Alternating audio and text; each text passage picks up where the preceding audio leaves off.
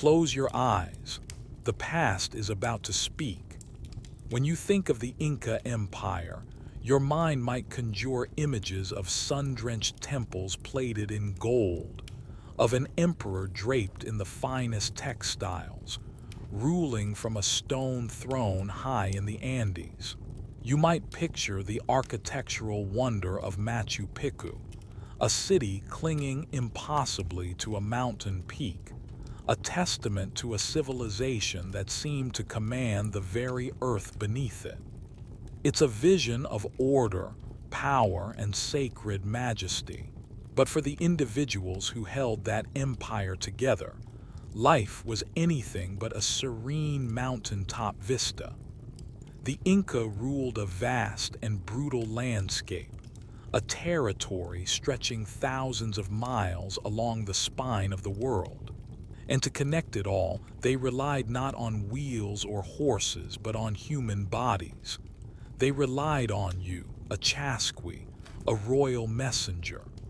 The glorious empire was carried on your 2 feet, one agonizing step at a time. Forget the golden temples. Your world was one of stone paths, thin air, and a loneliness so profound it felt like a physical weight. Frankly, with your modern comforts and sensibilities, you probably wouldn't last a single day. So, as we settle in tonight, maybe post your location and what time it is for you in the comments below. It's always fascinating to see where these stories are heard around the world. Now dim the lights, maybe turn on a fan for that soft background hum, and let's ease into tonight's journey together. The first thing you notice is the cold. It's a deep, penetrating cold that seeps up from the stone floor of your hut, through the woven reed mat you sleep on, and into your very bones. There is no gentle awakening here, no slow drift from dream to reality. There is only the sudden, stark awareness of the chill. The fire in the center of the small, windowless room has died down to a few sullen, glowing embers, offering no real warmth, only a faint, reddish pulse in the otherwise absolute dark. The air is thick and still, carrying the layered smells of old smoke, damp earth, and the faint, grassy scent of the dried llama dung used for fuel. You don't need the sun to know it's time. A lifetime of this rhythm has tuned your body to the subtle shifts of the pre-dawn world. You were born for this, not chosen in the way a craftsman chooses an apprentice, but selected almost from birth.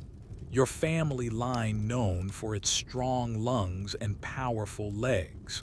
Historians still debate the exact age at which a young person would begin their formal training. But for you, it feels as if you have been running forever. Your life is a series of explosive sprints bracketed by tense, restless waiting. Your home is a simple, one-room structure made of fieldstones and mud, with a heavy thatch roof that keeps out the worst of the mountain rain. It's small, functional, and devoid of anything that isn't essential.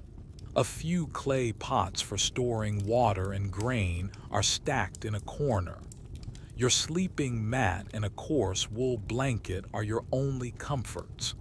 This isn't a life of accumulated possessions. Your value is not in what you own, but in what you can do. You are a living conduit, a human vessel for the Emperor's will. You sit up, the rough wool of your blanket scratching against your skin. Your muscles ache with a familiar, deep-seated weariness. Even in sleep, your body does not fully rest. It is always coiled, always ready. You reach for the small leather pouch beside your mat. Inside are your most essential provisions. A handful of dried coca leaves. You take a few and place them in your cheek, beginning to chew them slowly, methodically. You don't do this for a jolt of energy, not like a modern person drinking a cup of coffee. It's a slow-release partnership with the sacred plant. The leaves numb the persistent ache in your legs, dull the gnawing emptiness in your stomach, and most importantly, they help your lungs trick the thin, high-altitude air into giving up more of its precious life. The taste is bitter, earthy, and deeply familiar. It is the taste of endurance. As you chew, you listen to the silence of the village. There are no distant engines, no electronic hums. There is only the sound of your own breathing and the faint, high-pitched ringing in your ears that is the signature of life above the clouds. Outside, you can just make out the sound of a soft wind moving through the coarse grass that covers the high plains. A summons has come. You know this without being told. A runner from the previous relay station, or tambo, arrived in the dead of night. His message passed to the local official who oversees your small cluster of messengers. Your designated period of rest is over. Somewhere, miles down the great Inca Road, a message is flying toward you, passed from one runner to the next in an unbroken chain of human speed and stamina. Soon it will be your turn to carry its weight. You stand and pull on your tunic. It's a simple, sleeveless garment of undyed llama wool, practical and durable. It's also incredibly itchy. There's no high-performance, moisture-wicking fabric in your world. There is only wool, which is warm when wet but also heavy and abrasive. Over this, you tie a woven belt. Your feet, the tools of your trade, remain bare. You've never worn sandals. Your soles are thick, calloused pads of leather that have been toughened by a lifetime of running on stone, dirt, and grass. They can feel the mood of the path beneath you, its slipperiness, its heat, its stability, in a way no footwear ever could. You move to the corner of the hut and lift a clay pot, drinking the cold, clean mountain water stored inside. It is sharp and pure. Then you reach into another pot and pull out a small, hard cake of ground quinoa and maize. This is your breakfast. It's bland, gritty, and utterly joyless. There are no Yelp reviews for this morning's meal, no artisanal baker crafting your daily bread. This is fuel, engineered over generations to provide slow-burning energy for the ordeal to come. You eat it without pleasure, chewing the dense cake until it's soft enough to swallow. The Empire's grand logistical network can move armies and luxury goods for the elite.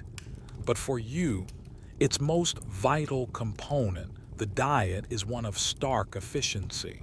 You are ready.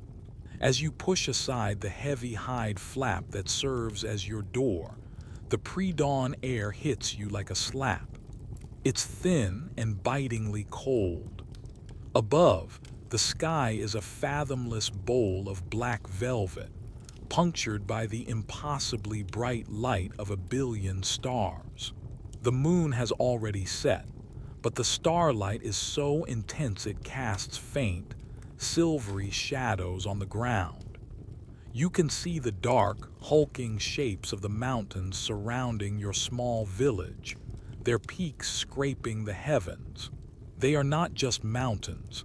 They are gods, powerful spirits who watch over everything. Your run is not just a physical act, but a sacred duty performed in their presence. Your resilience is a form of worship, a testament to the strength your people draw from this formidable land. You step out into the quiet center of your small village. It is not a village in the sense of a bustling community, but more a designated outpost, a cog in the vast machine of the imperial communication system. A handful of other stone huts, identical to yours, are scattered around a small, open plaza. In the center of the plaza stands a small stone building, slightly larger than the huts. This is the relay station, the tambo. A low fire burns near its entrance, casting a warm, flickering light that pushes back against the immense, starry darkness. The man feeding the fire is the local administrator, a low-level official tasked with ensuring the smooth operation of this section of the road. He is old, his face a road map of wrinkles carved by the sun and wind, but his eyes are sharp. He sees you and gives a slight, almost imperceptible nod. No words are exchanged. None are needed. The entire system is built on this kind of silent, immediate understanding. You are a runner. He is a keeper of the station. A message is coming. Your role is clear. You walk toward the fire, holding your hands out to absorb what little warmth it offers. The smell of the burning wood is sharp and resinous, a comforting contrast to the cold, mineral scent of the high-altitude air. You see another figure emerge from the darkness, another runner from your cohort.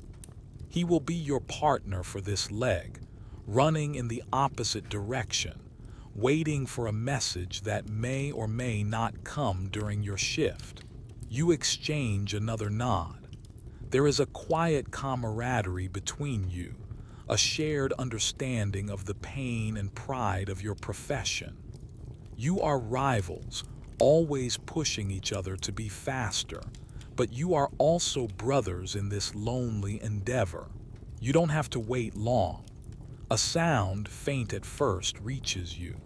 It is not a shout or a whistle, but a rhythmic puffing, the sound of labored breath cutting through the still air. It grows louder, closer. All eyes turn toward the darkness of the Royal Road leading into the village. Then, a shape detaches itself from the shadows. A man, running with a steady, ground-eating lope.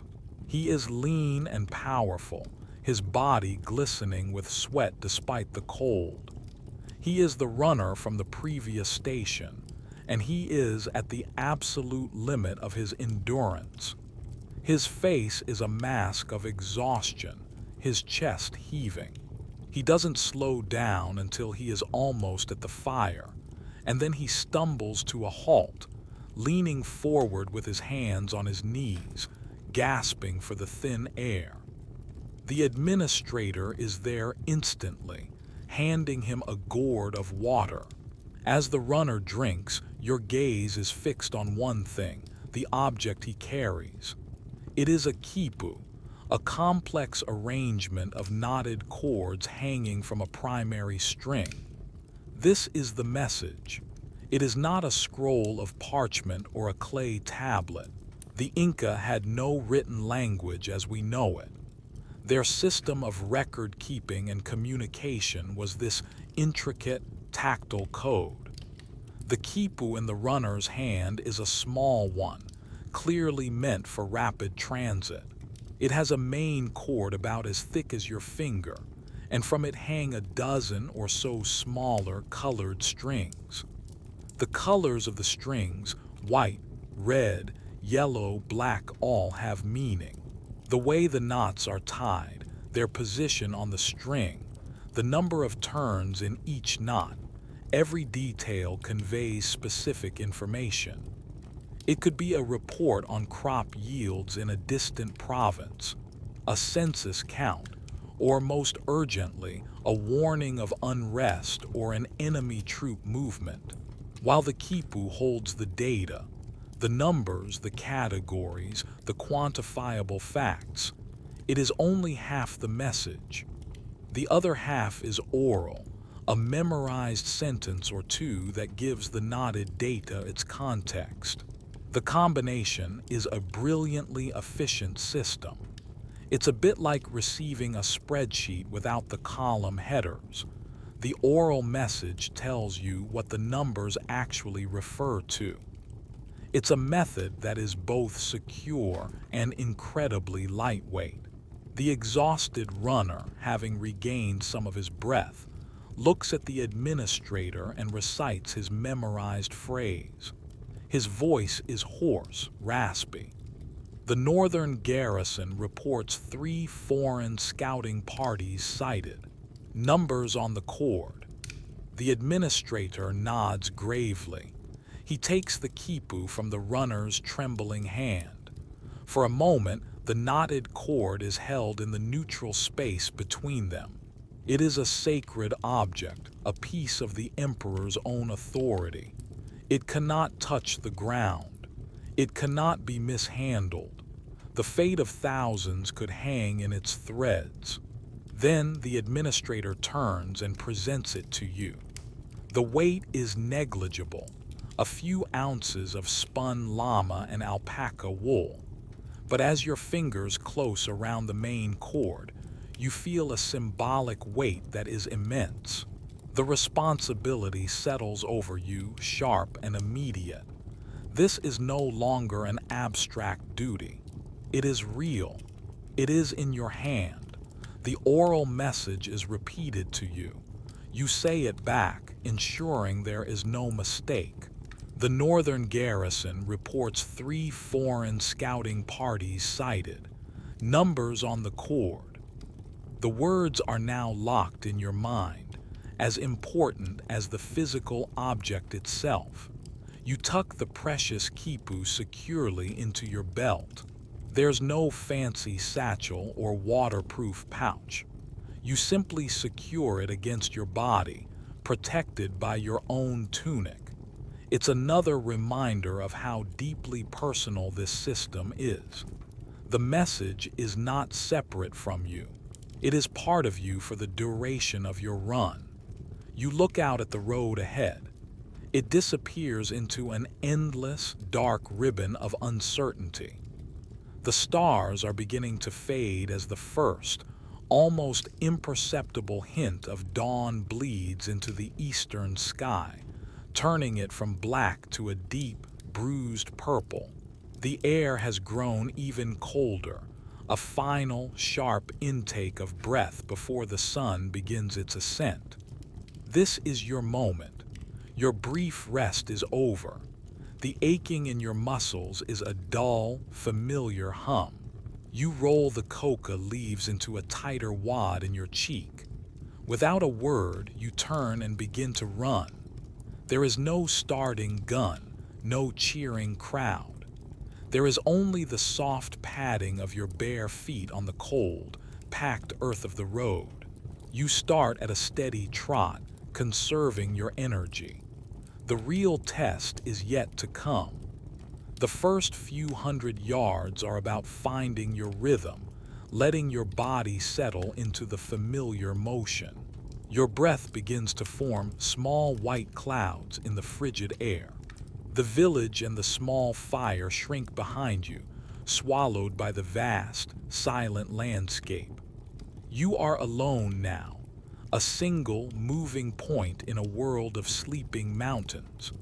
The weight in your belt is a constant, pressing reminder of your purpose. The emperor is waiting. An empire is listening, and you are its voice. Your resilience is now in motion, a living prayer offered up to the mountain gods with every stride. The initial, level stretch of the great Inca Road allows you to establish a comfortable, loping pace. Your breathing settles into a deep, rhythmic pattern, a counterpoint to the steady thud of your feet on the stone-paved surface. The road here is a masterpiece of engineering, a wide, clear path lined with stones, built to last for centuries. It's a testament to the empire's ability to impose order on a chaotic landscape. For you, it is a familiar friend, a guide through the wilderness. But you know this easy beginning is a deception. It is merely the prelude to the true trial. Ahead, the dark silhouette of the mountain looms, no longer a distant god but a very real physical obstacle. The road begins to climb.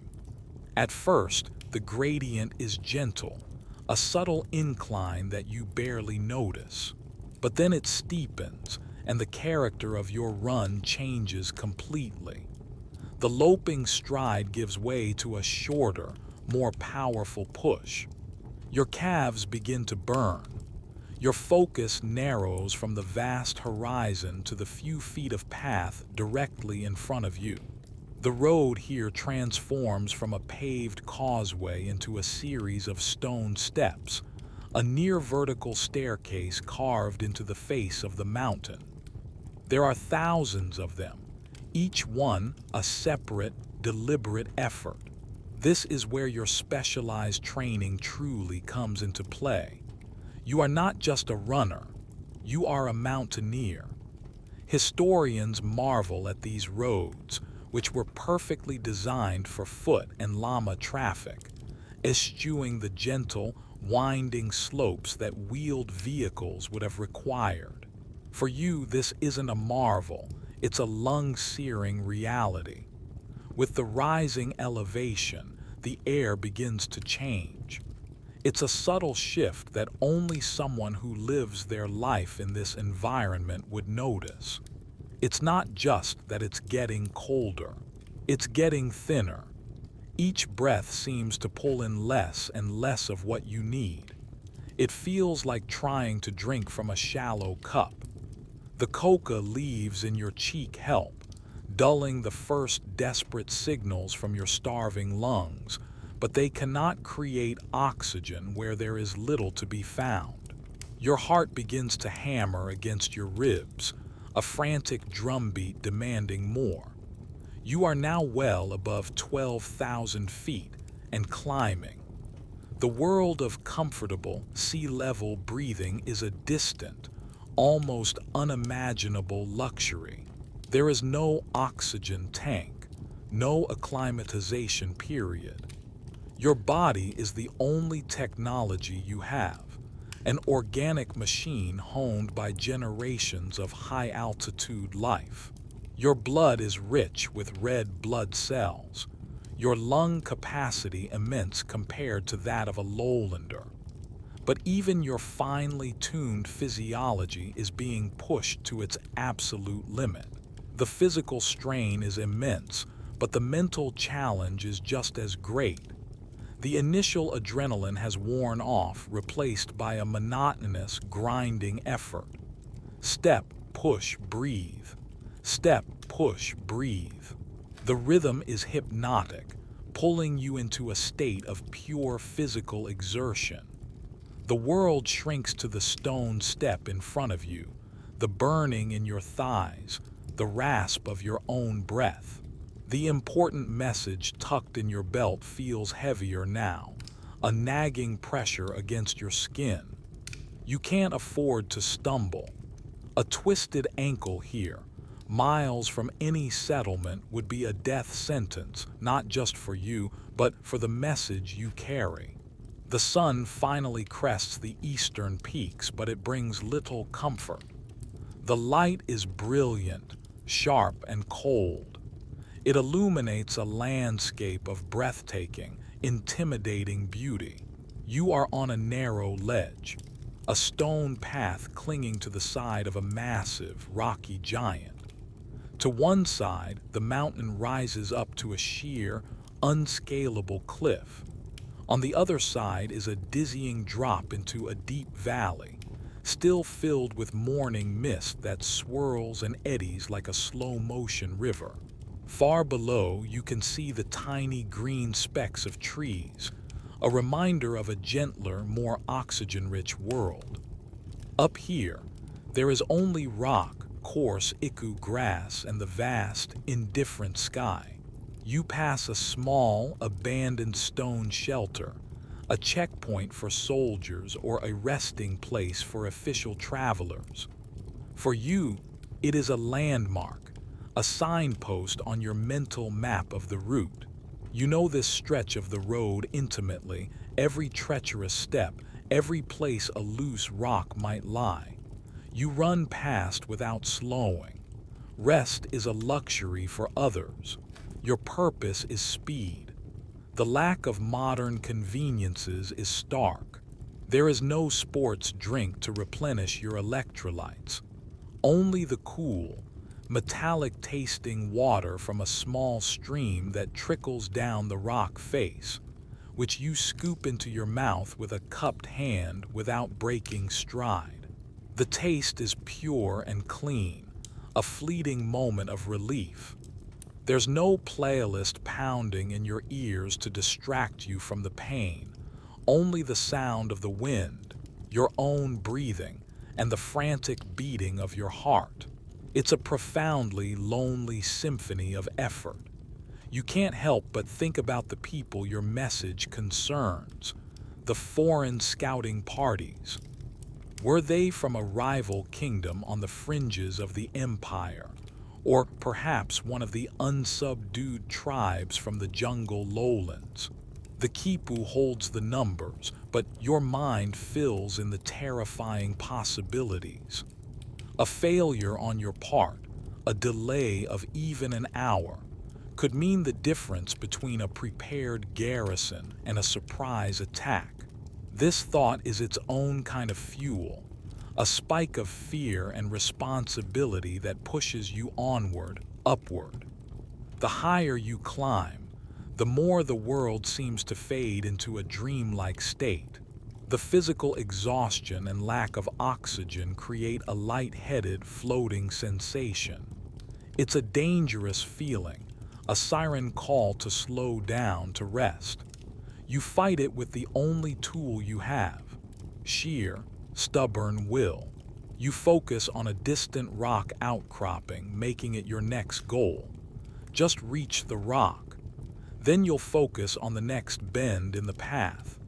You break the immense, impossible journey down into a series of small, achievable victories. It's a mental game you have played 1,000 times. Finally, the relentless climb begins to level off. The staircase of death gives way to a high, windswept plateau. You have reached the summit of this pass. The air here is knife-thin and bitingly cold, but the worst of the ascent is over. You allow yourself a few deeper, fuller breaths, though they offer little satisfaction. The view is staggering. A panorama of jagged, snow-dusted peaks stretching to the horizon in every direction. It's a world of gods, immense and silent. You are a tiny, insignificant speck moving through their domain. Yet for this brief moment, you are the most important person in the entire empire. Your human resilience has conquered the mountain, earning you the right to cross this sacred, empty space. The plateau is a different kind of challenge. The physical agony of the ascent is replaced by a vast, psychological emptiness. You are running on the roof of the world, a high-altitude desert known as the Puna. It is a landscape stripped bare of all but the essentials: rock, hardy clumps of yellowed grass, and an endless, overarching sky. The path is clearer here, a straight, stony line bisecting the immense, empty plain. But the lack of features is disorienting. There are no trees, no major landmarks, just the relentless, unchanging horizon. Loneliness, which had been a quiet companion on the climb, now becomes your only companion. It is a presence so complete it feels almost physical, a pressure on your chest that mimics the thinness of the air. Out here, you are utterly, profoundly alone. The runner you relieved is miles behind you, a fading memory. The runner at the next tambo is miles ahead, an abstract concept. There is only you, the message, and the rhythmic sound of your own feet and breath. The silence is absolute, broken only by the whisper of the wind that sweeps constantly across the open land. It's a dry, mournful sound, the breath of the mountain gods. You've heard stories from the old runners, tales of spirits that inhabit these empty places, of voices carried on the wind that can lead a man astray.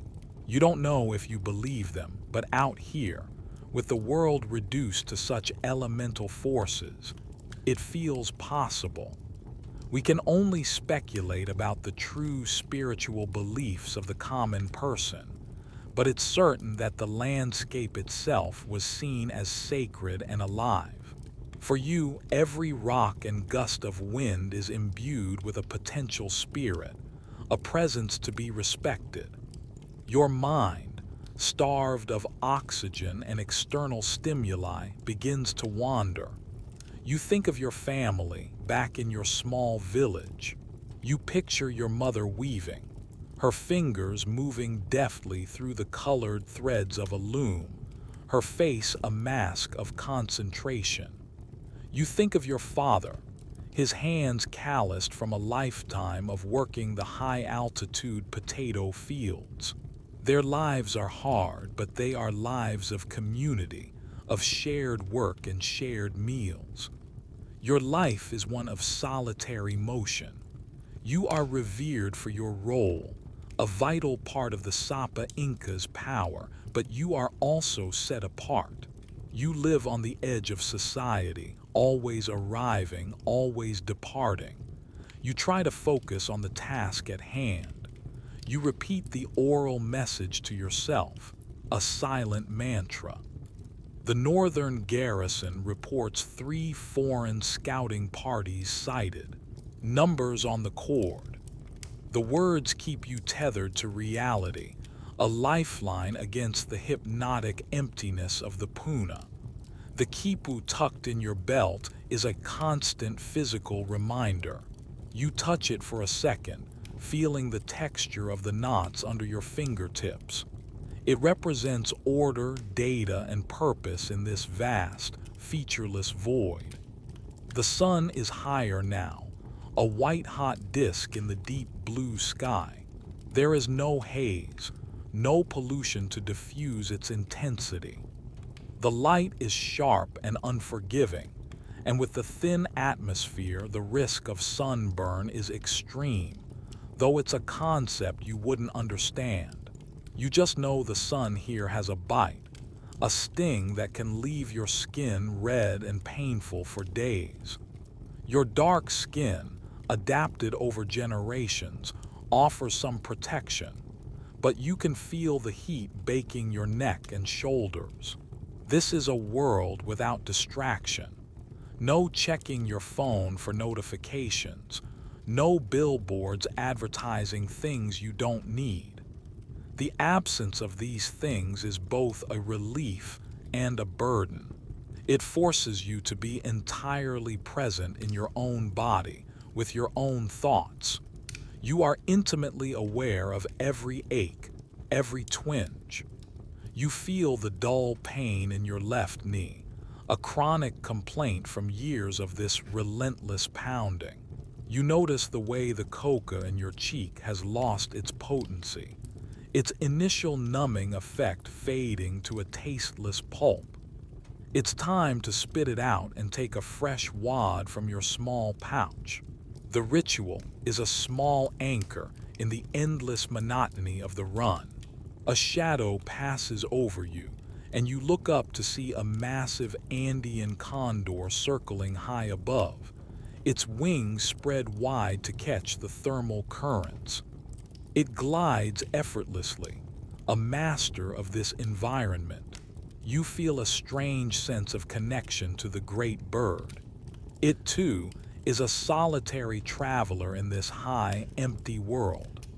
For a moment, you watch its lazy circles, a brief, beautiful distraction. The bird is a symbol of power and a messenger of the upper world in your cosmology. Seeing it is a good omen, a sign that the mountain spirits are watching over you, acknowledging your difficult passage.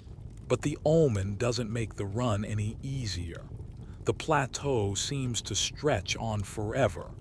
The lack of perspective is maddening. The distant mountains on the far side never seem to get any closer. It's a physical illusion created by the sheer scale of the landscape, and it's a well-known psychological trap for runners. You feel like you're running in place, your immense effort yielding no progress. It's a battle against despair, a fight to believe that your legs are still carrying you forward. To combat the mental fatigue, you start to play games. You count your steps, setting a goal of 1,000 before you allow yourself a brief glance at the horizon. You try to identify the different types of rock along the path. You sing a song in your head, a simple, repetitive tune from your childhood. Anything to occupy the part of your brain that is screaming with boredom and exhaustion. This loneliness is the hidden cost of the empire's efficiency. The system is brilliant, a chain of runners that can move a message faster than any horse could in this terrain. But the cost is paid by you, the individual link in that chain. The emperor in his golden court in Cusco receives his message in a miraculously short time.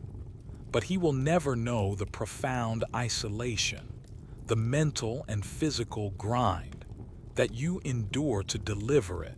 You are an invisible, unsung hero, your sacrifice known only to the gods of the high places and the other runners who share your fate. Your endurance is not just physical. It is a profound act of mental fortitude, a lonely vigil that holds a civilization together. As the sun begins its long, slow descent toward the western peaks, the character of the light changes. The harsh, white glare of midday softens into shades of gold and orange. The shadows of the distant mountains stretch out like long, dark fingers across the vastness of the Puna. The air, which had been warmed slightly by the sun, begins to lose its heat with astonishing speed. The temperature plummets. The brief, fleeting comfort of the day is over, and the brutal cold of the Andean night begins to reclaim its territory. You are still running. Your goal, the next tambo, is still miles away. You knew when you began that this would be a long leg of the relay, one that would force you to run into the darkness. Panic is a useless emotion, but a cold urgency settles deep in your gut. The Royal Road is a marvel, but it is not lit by street lights. There is no reflective paint on the paving stones. Your only guides in the coming darkness will be the stars and your intimate, tactile memory of the path. The transition from dusk to full night is swift in the mountains. There is no long, lingering twilight. The sun dips below the horizon, and the sky puts on a brief, spectacular show of fiery color. For a few minutes, the snow-capped peaks around you are bathed in a pinkish glow, a phenomenon you know as the blood of the mountains. It is beautiful, but it is also a final warning. Then, as if a switch has been thrown, the colors fade and the world is plunged into a deep, velvety darkness, punctuated only by the brilliant, cold light of the stars. The Milky Way blazes across the sky, not as a faint, hazy band, but as a thick, luminous river of light, so bright it seems to have texture. It's a sight that modern city dwellers with their light-polluted skies can barely imagine. To you, it is both a map and a sacred entity. You know the constellations, the patterns that mark the seasons and guide travelers. They are your celestial companions in the profound darkness. But starlight, as brilliant as it is, does not illuminate the ground at your feet. The world is reduced to a symphony of different senses. Your reliance on sight gives way to a deeper reliance on sound and touch. You can no longer see the path clearly, but you can feel it. The soles of your feet, tough as old leather, become your eyes. You can feel the difference between the solid, flat paving stones of the road and the softer, more yielding earth at its edge.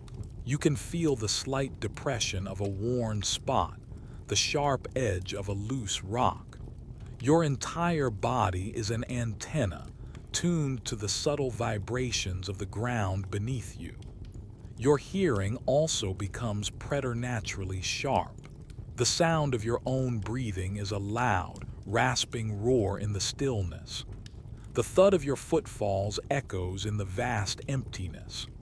The wind whistles past your ears, carrying with it the sense of the high plains, the dry, dusty smell of the earth, the faint, clean scent of distant snow. You can hear the scuttling of some small, nocturnal creature in the grass beside the road, a sound that would have been lost in the noise of the day. This is a dangerous time to be running. A misstep, a stumble on an unseen obstacle is more likely now than ever. The cold is a physical enemy, seeping into your muscles, making them stiff and less responsive. Your body, already pushed to its limits, is screaming for rest.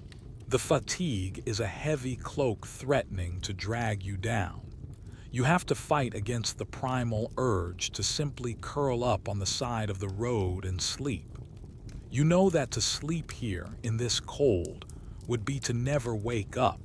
You remember the stories told by veteran runners. Stories of men who got lost in the dark, who wandered off the path and were found frozen days later. Stories of mountain spirits who are most active at night. One quirky and slightly terrifying belief held by some was that the spirits of the mummified dead, stored in sacred caves, would sometimes wander the roads at night, and to encounter one was a terrible omen. Whether you believe these tales or not, they add a psychological edge to the already immense physical challenge. The darkness is not just an absence of light. It is a presence filled with unseen possibilities. There is no modern equivalent to this experience. There are no headlamps, no glow sticks, no GPS to reassure you that you are on the right path. Your survival depends entirely on your own senses, your memory, and your resilience. You are operating on a level of instinct and physical awareness that has been all but lost to the modern world. You are a part of the darkness, moving through it with a skill born of necessity. You focus on the sky. The position of a familiar star cluster tells you that you are still heading in the right direction. The faint shimmer of starlight on the well-worn paving stones gives you just enough of a visual cue to stay on the center of the path. The road here is straight, a gift from the engineers who built it. You settle into a steady, slightly slower pace, conserving energy, focusing on precision with every footfall. The quipu is still there, a lump against your side. The message it carries feels even more urgent in the dark.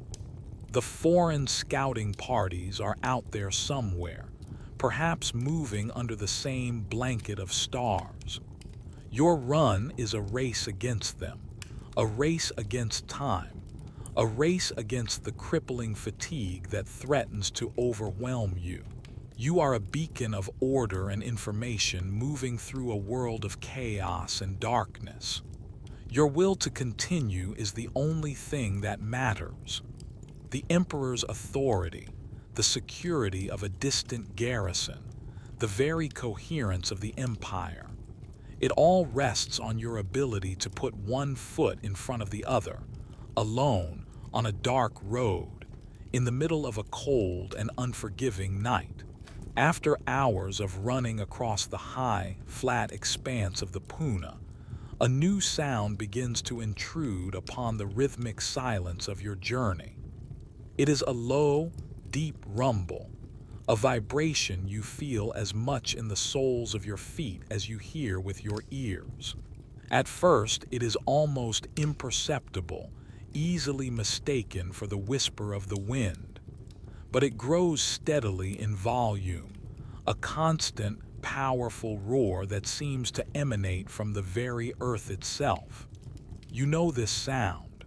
It is the sound of a great river, and it means you are approaching the edge of the plateau. The flat terrain gives way to a sudden, stomach-churning drop.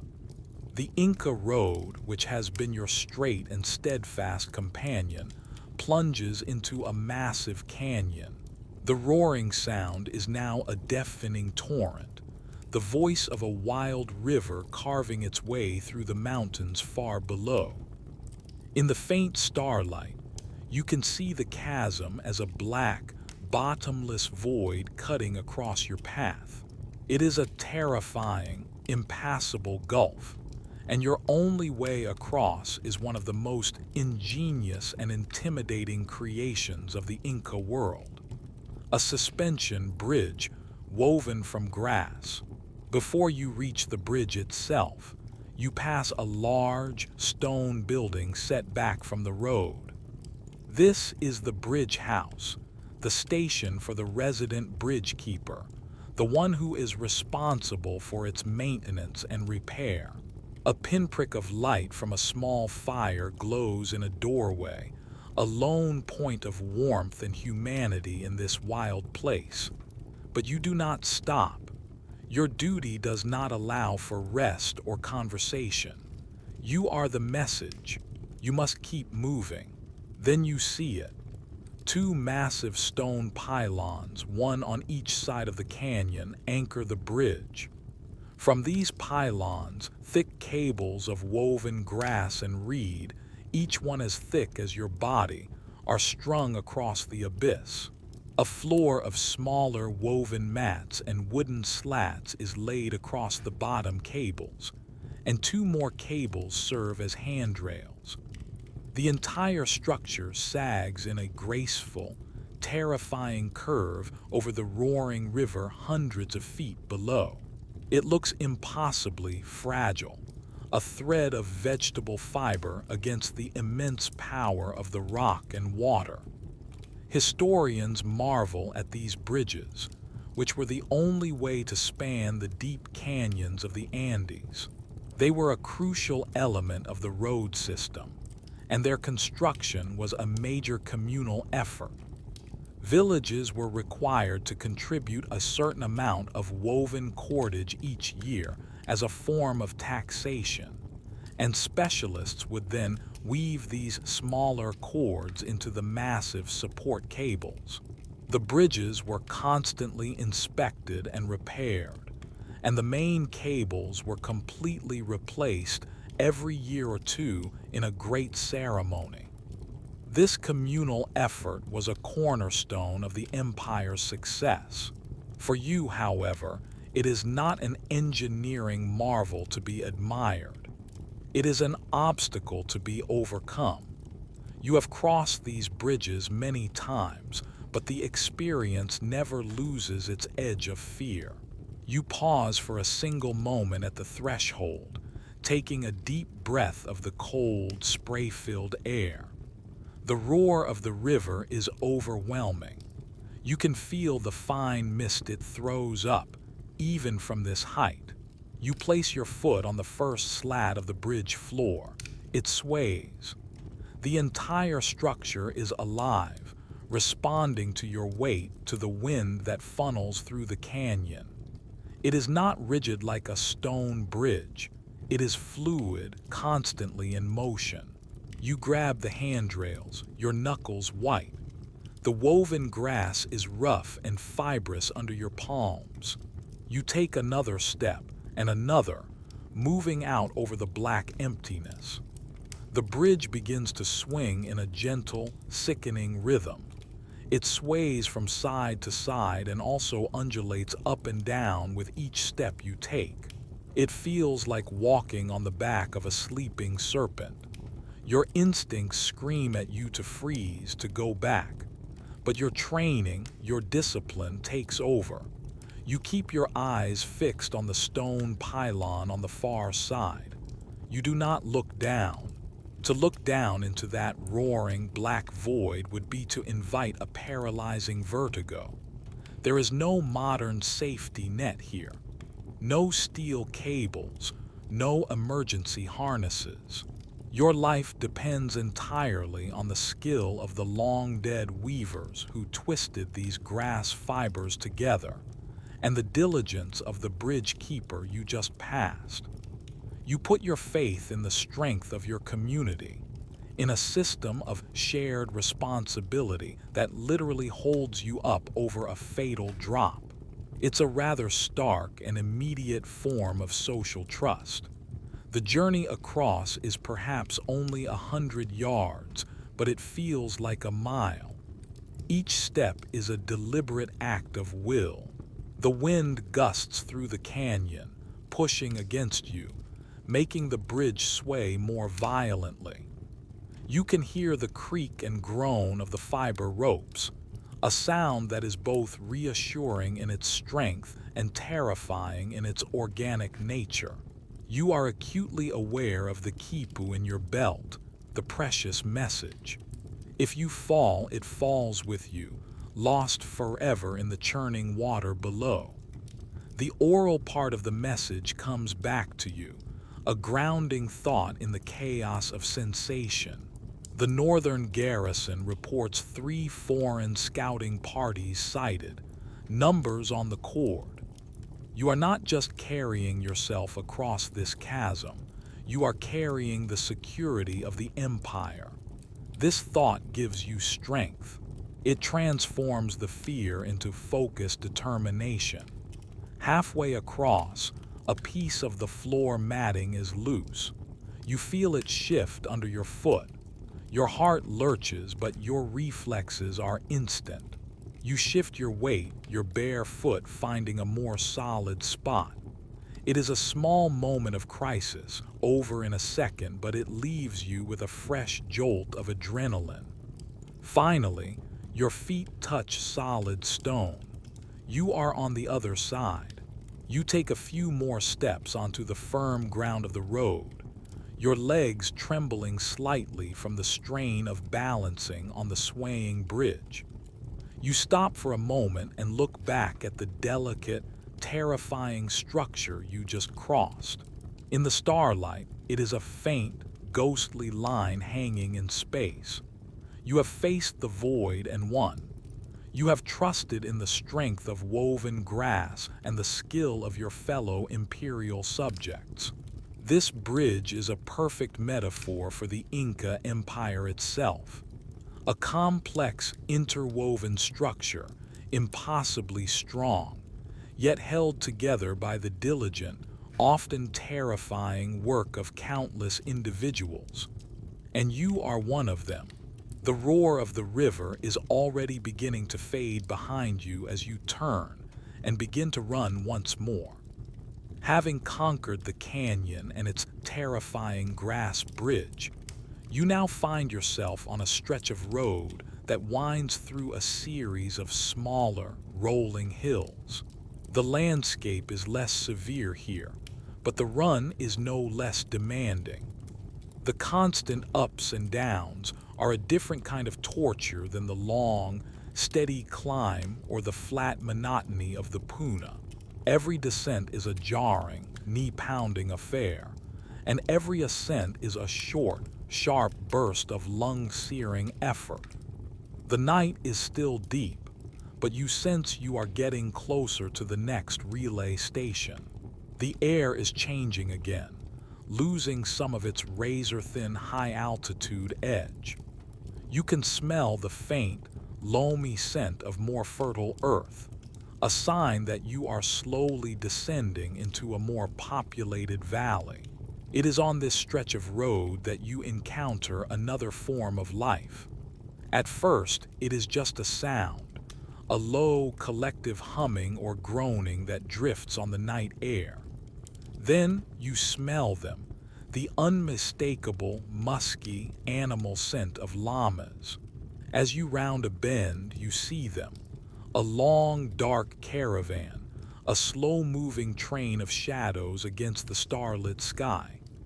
This is a llama train, the backbone of the Inca transport system. Dozens of the animals are tethered together, laden with bulky packs. You can just make out the shapes of pottery, textiles, or perhaps bags of maize and potatoes. Guiding them are a few herders, dark figures walking slowly, their silhouettes barely distinguishable from their animals. They are moving at a pace dictated by their cargo and their beasts, a speed that is the polar opposite of your own urgent mission. They represent the slow, steady pulse of the empire's economy, while you represent the lightning-fast reflexes of its political power. As you approach, the lead herder hears your rhythmic footfalls and turns. He holds up a hand, not as a threat, but as a signal to his animals. He calls out in a low voice, and the entire train shuffles to the side of the road, clearing a path for you. This is the law of the Inca Road. The Chasqui has absolute right of way. Whether it's a peasant carrying his goods to market or a noble being carried in a litter, everyone must yield. You are the emperor's speed. You slow from a run to a swift trot as you pass them. The llamas watch you with their large, dark, intelligent eyes. Their soft, two-toed feet make almost no sound on the stone path. The herders nod at you, a sign of respect and acknowledgement. You nod back, a fleeting moment of connection in your isolated world. For a few seconds, you are not just a solitary runner, but part of a larger, moving network of imperial life. You see their weathered faces, their heavy ponchos, and you feel a sense of shared purpose. They, too, are serving the empire in their own way, moving its wealth just as you move its information. The encounter is over in less than a minute. You pick up your pace again, and the caravan is quickly left behind, its low groans and musky scent fading into the darkness. But the brief meeting has an effect on you. It's a reminder that you are not entirely alone in this vast landscape. It breaks the hypnotic spell of the solitary run and reconnects you, however briefly, to the world of other people. It also highlights the incredible efficiency of your role. That caravan might take a week to travel the distance you will cover in a single day. The fact that the Inca civilization built this incredible road network but never developed the wheel is a classic historical puzzle. Scholars argue that the steep, mountainous terrain made wheeled carts impractical, and the llama, while a capable beast of burden, couldn't pull the heavy loads that would have made wheels truly revolutionary. So for logistics, they relied on the slow, steady llama, and for information, they relied on you. You press on, the memory of the caravan fading. The road continues its undulating path. The physical toll is becoming immense. Your body is a symphony of aches and pains. Your knees throb with every downhill step. Your lungs burn with every climb. The coca leaves only dull the pain now. They can't erase it. This is the point in the run where endurance becomes a purely mental battle. Your body has been screaming at you to stop for hours. It's only your mind, your relentless focus on the goal, that keeps your legs moving. So before this great story continues, please take a moment to like the video and subscribe, but only if you're enjoying our journey together. Your support means the world. You think about the simple lives of the herders. They travel slowly, they make camp at night, they sit around a fire and share food and stories. Their journey has a rhythm of work and rest. Your journey is one of continuous, unrelenting work. You wonder just for a moment what it would be like to live at that slower pace. To watch the sun rise and set without the burning urgency to run. It's a dangerous thought, a crack in the wall of your discipline. You push it away. You are a Chasqui. This is your life. There is pride in it, a sacred honor that the herders, for all their communal warmth, will never know. The fleeting connection with the llama train has served its purpose. It has reminded you of the wider world you serve. The abstract idea of the empire has been given a human face, a tangible reality. The message you carry isn't just for some distant official. It's for the families in the villages, for the herders on the road, for the farmers in the fields. Your speed protects them. Your pain ensures their peace. This realization is a new source of fuel, more potent than the coca leaves. It's the fuel of purpose. With renewed determination, you push harder, leaning into the next climb, your bare feet eating up the miles of the stone road, leaving the world of slow time far behind you. The moon has long since set, and the blackness of the pre-dawn hours is at its deepest. You have been running for what feels like an eternity. The initial adrenaline, the mid-run focus, and the brief spark from seeing the llama train have all been consumed by the sheer, grinding attrition of the journey. Now, a new enemy begins to emerge, one that attacks not your muscles or your lungs, but your mind. Profound fatigue. This is not the simple tiredness one feels at the end of a long day. This is a deep, cellular exhaustion, a state where the boundaries between the physical and the mental begin to blur. The relentless rhythm of your running, combined with oxygen deprivation and the sensory monotony of the dark road, starts to play tricks on your perception. The world in front of you begins to lose its sharp edges. The familiar stone path seems to shimmer and waver in the faint starlight.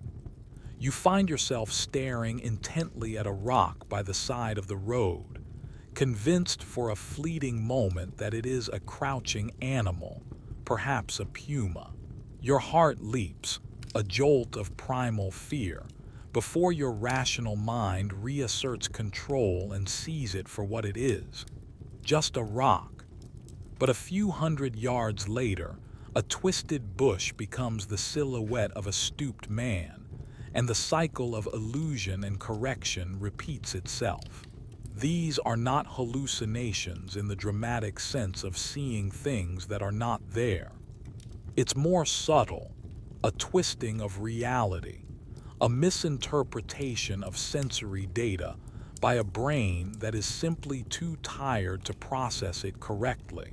Historians and physiologists who study extreme endurance athletes recognize this phenomenon well. It's a common symptom when the body is pushed far beyond its normal limits. For you, there's no scientific explanation. It is simply the world becoming strange, the spirits of the night playing games with your weary eyes. The auditory world begins to warp as well. The constant, mournful whistle of the wind in the iku grass starts to sound like voices, whispering just at the edge of hearing. You can't make out any words, but the cadence is conversational, as if a group of people are walking just behind you, their murmurs rising and falling. You know it's not real. You know there is no one there. But the illusion is persistent, an unnerving soundtrack to your solitary ordeal. You refuse to look back. Looking back would be giving in to the fantasy, a sign of weakness. Your own thoughts become fragmented, disjointed. You'll be thinking of the oral message, and suddenly a memory from childhood will intrude, a vivid image of sunlight on a clay pot.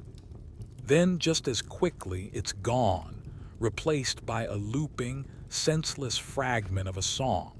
Your focus, once a sharp, narrow beam, is now flickering and scattered. Maintaining the concentration needed to stay on the path and avoid obstacles becomes an act of immense mental effort.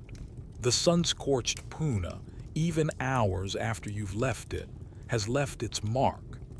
Your skin feels tight and hot, and a dull headache has begun to pulse behind your eyes, a souvenir from the relentless high-altitude sun.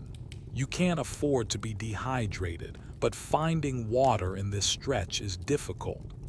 You're haunted by the memory of the cool, clear stream on the high ascent. Here, the land is drier, and your thirst is a growing, nagging presence. There's no convenience store to pop into for a bottle of water, no friendly homeowner to ask for a drink. Your survival depends on what the land provides, and at this moment, it is providing very little. The physical pain has also reached a new level of intensity. It is no longer localized in your knees or your lungs. It is a full-body state of being. Every muscle fiber seems to be screaming in protest. Your feet, normally tough and unfeeling, are now tender, the thousands of impacts on the stone road having finally taken their toll. You feel a hot spot on the ball of your left foot, the beginning of a blister, a potentially crippling development. You adjust your stride slightly, trying to land differently to alleviate the pressure, but it's a temporary, inadequate fix. This is the nadir of your journey, the point of absolute despair. The next tambo feels like an impossible mythical destination. The idea of handing off the quipu and the message is a fantasy. It feels as if you have always been running, and you will always be running, locked in this painful, hallucinatory present. The temptation to simply stop, to lie down and surrender to the overwhelming exhaustion, is almost irresistible. It feels less like a decision and more like a physical necessity, a gravitational pull toward oblivion. What keeps you going? It's not a single grand motivation. It's a series of small, stubborn acts of will. It's the feel of the quipu against your skin, a solid, real object in a world that is becoming unreal. It's the memorized words of the message, a lifeline of purpose. It's the ingrained discipline of a lifetime of training, a habit of endurance so deep it operates almost independently of your conscious mind. And perhaps it's something more. It's a fundamental resilience, a refusal to be broken by the landscape, by the pain, by the loneliness. You are a Chasqui. This is what you do. To fail is not just a personal failure. It is a tear in the fabric of the empire. It is a betrayal of the runner who came before you and the one who waits for you. So you narrow your focus once more back to the most basic elements. Left foot, right foot, breathe. You filter out the phantom voices. You ignore the crouching animal rocks. You push through the wall of pain. You run. It is a grim, ugly, stripped-down form of human spirit, a testament not to glory or joy, but to the simple, profound ability to keep going when every part of you wants to stop, just as you feel you have reached the absolute bottom of your reserves, a point where your body and mind are about to shatter from the strain. The road offers a small, miraculous gift. As you round a gentle curve, a new sound cuts through the phantom whispers of the wind and the pounding in your ears. It is the unmistakable, gentle sound of trickling water. Your head snaps up, your senses suddenly on high alert. You scan the darkness ahead and to the side of the road. There, nestled in a small hollow carved out of the rocky hillside, is a sight that makes your heart ache with relief. A small, clear spring bubbles up from the ground, its surface reflecting the cold light of the stars. The water spills over a lip of moss-covered stone and trickles down into a small, shallow pool before disappearing back into the earth. This is not just any spring. You recognize it from your training, from the mental map of the route you carry in your head. This is a paksha, a sacred spring. In the Inca worldview, certain places were imbued with a powerful spiritual energy, and springs like this were considered portals, connections to the inner world and the spirits of the earth. They were places of physical and spiritual cleansing, vital hubs of life and sanctity scattered across the vast, arid landscape. You stumble off the road, your legs trembling with a new kind of weakness, the weakness of relief. You fall to your knees beside the small pool, the damp, cool earth a balm against your hot skin. For a moment, you simply stare at the water, at the way the starlight dances on its surface. It looks like liquid silver, impossibly pure. Before you drink, you perform a small ritual, an act of respect ingrained in you since childhood. You dip your fingers into the water and sprinkle a few drops onto the surrounding earth, a gesture of gratitude, an offering to the spirit of the spring for sharing its life with you. It is a quiet, personal moment of reverence, a recognition that you are a guest here, sustained by the generosity of the land and its unseen guardians. Then you cup your hands and bring the water to your lips. The taste is indescribable. It is cold, clean, and vital. It is the taste of life itself. You drink deeply, gulping down the water, feeling it extinguish the fire in your throat and begin to seep into your dehydrated cells. It's a pleasure so intense, so fundamental that it transcends mere sensation. It is a homecoming. There is no filtered, chlorinated, plastic-bottled water in your world that could ever compare to this. This water is a direct gift from the Pachamama, the Earth Mother, and you can feel its sacred power with every swallow. You splash the water on your face, washing away the sweat and grime of the long run. The cold shock is invigorating, cutting through the fog of fatigue that has clouded your mind. The phantom shapes and whispers recede, banished by the simple, grounding reality of the cold, clean water.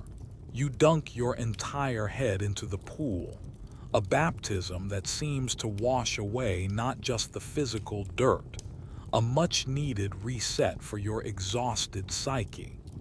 You sit back on your heels, Your breathing still ragged, but easier now. The frantic edge of desperation is gone. You take the wad of spent coca leaves from your mouth and place a fresh cluster in your cheek, the bitter taste mixing with the clean flavor of the spring water. You allow yourself this brief, unscheduled stop, knowing that a few moments of recovery here will make you faster and more effective for the remaining miles. This is a key aspect of Chasqui endurance that is often overlooked in the simple tales of their speed. It was not just about running blindly.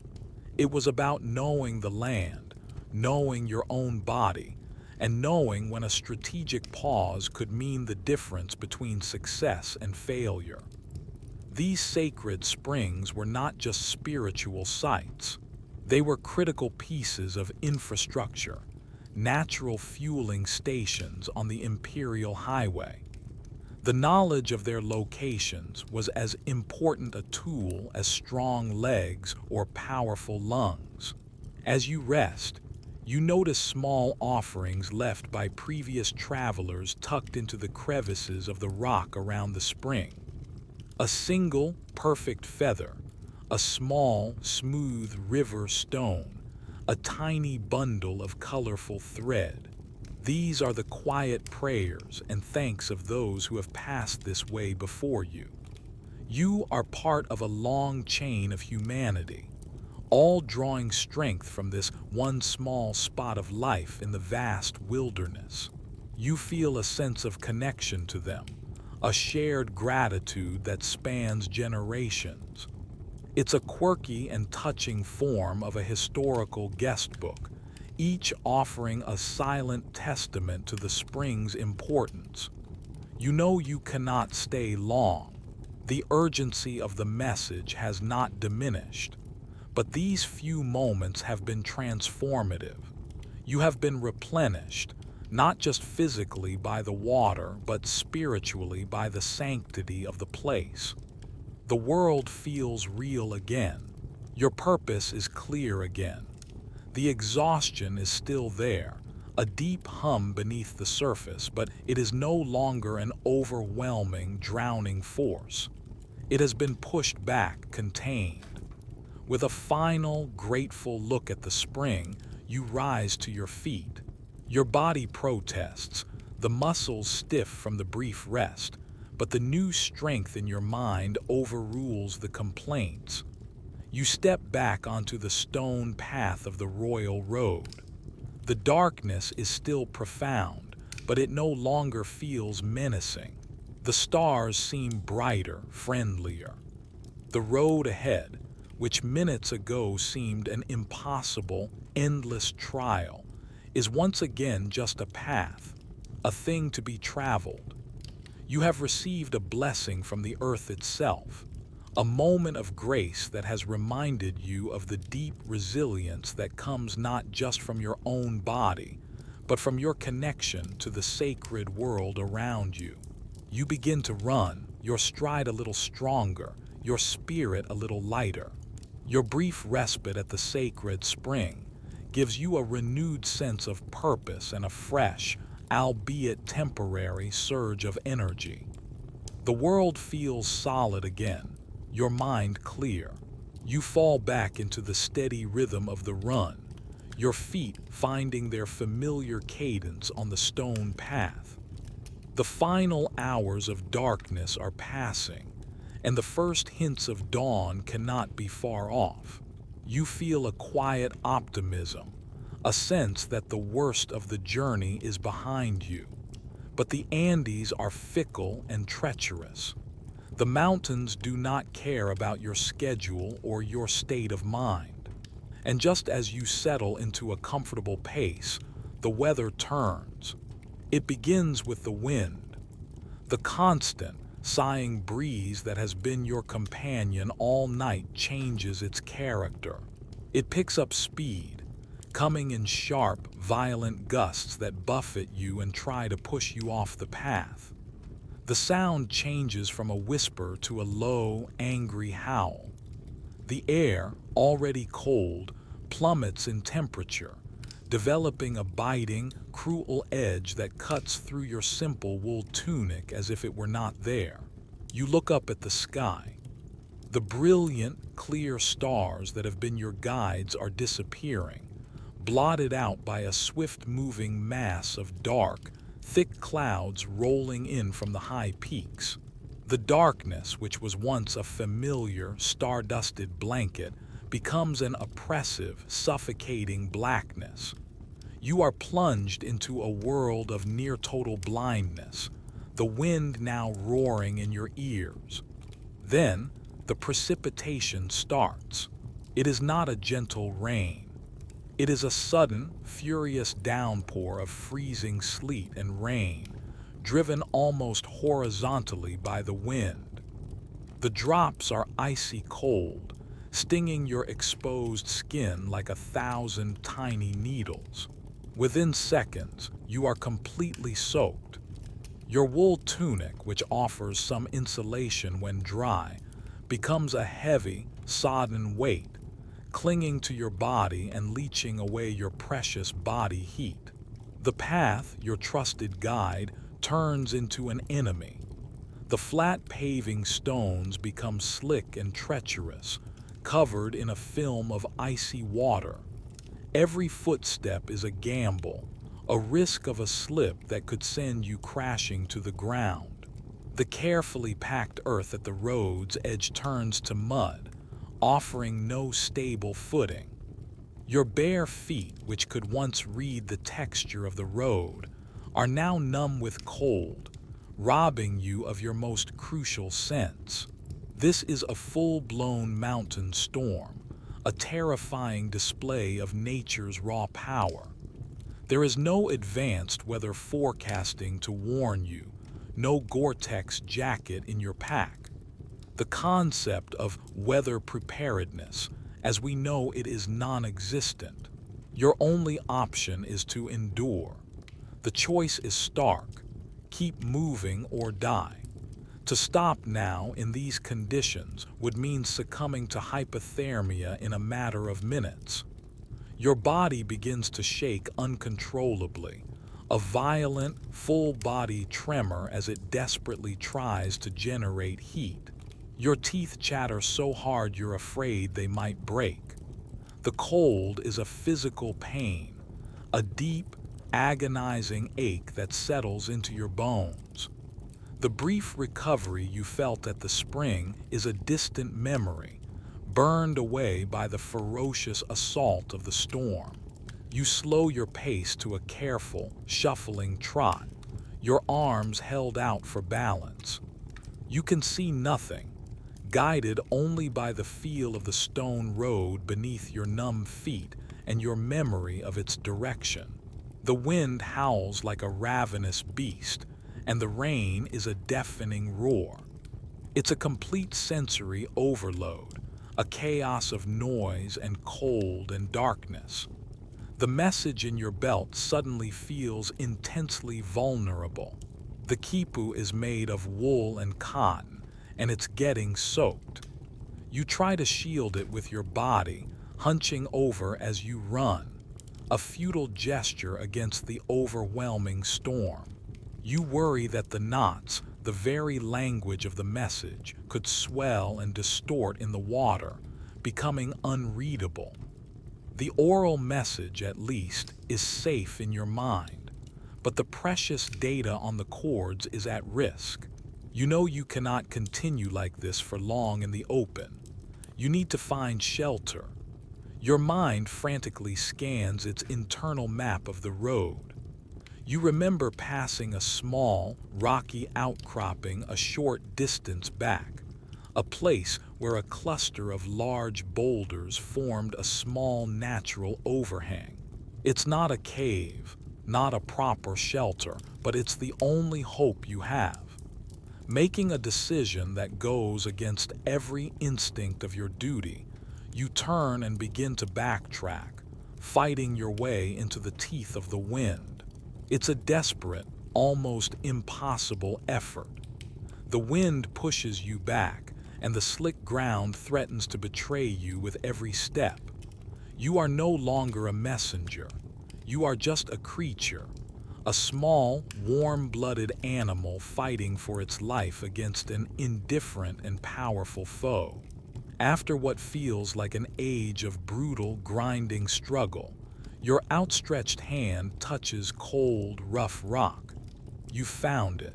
You stumble forward, collapsing into the small space behind the largest boulder. It's not much, but it breaks the force of the wind. The rain still lashes at you, but the direct, horizontal assault is blunted. You crouch down, curling yourself into the tightest possible ball, trying to preserve what little body heat you have left. You are shivering so violently that your whole body aches from the muscular convulsions. This is a moment of profound defeat. The storm has stopped you.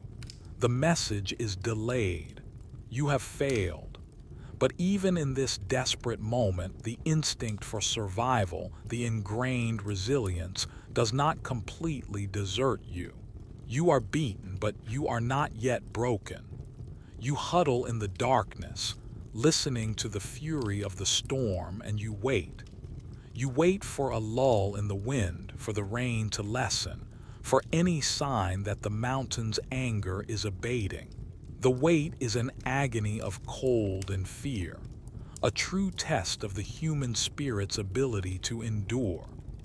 Scholars can debate the logistics of the Chasqui system, but they can never quantify the raw terror and sheer will to live experienced by a runner caught in a storm like this, alone, in the dead of night, with the weight of an empire tucked into his belt. You huddle behind the boulder for a period that has no measurement. It could be minutes, or it could be an hour. Time has dissolved into a single, continuous experience of shivering and misery. The storm rages around your meager shelter, a symphony of howling wind and drumming rain.